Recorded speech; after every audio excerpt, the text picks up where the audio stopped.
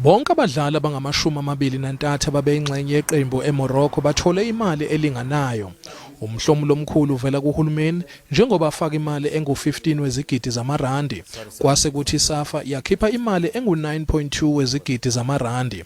They shared equally.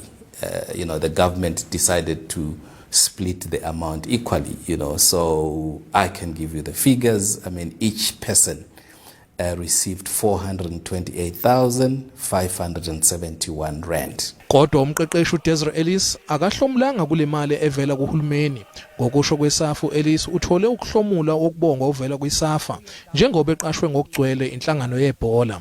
The head coach is a permanent employee of SAFA and she gets a salary from SAFA. iSAFA igcinile imali engango-8.4 wezigidi zamarandi ephuma kuCAF njengemali ezokhokhela izindleko zamalungiselelo eqembu ngaphambi kwemidlalo yomqhudelwano wawuseMorocco.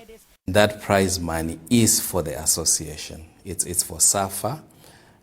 We use it to defray some of our expenses when we prepare the team to go to the African Cup of Nations. Kusenjalo, imali ephuma kubaxhasi beqembu engu-5.5 wezigidi zamarandi yona abadlali bahlukaniselane ngayo kanye nezisebenzi. They requested us to pay that over to the players and the support staff as performance bonus for winning the Women Africa Cup of Nations tournament in Morocco. Nomshayeli webhasi leBanyana uhlomulile yize engahambanga neqembu kuya eMorocco. iSAFA ayizange iqhamuke nendlela ekhethekile yokukhokha, kodwa banikele ngemali. Ibona abanqumile ukuthi kumele abadlali banikwe malini engakanani umdlali ngamunye. Abadlali ibona abahlomule kakhulu njengoba umdlali ngamunye ethole imali ebalelwa ku-1.3 wezigidi zamarandi.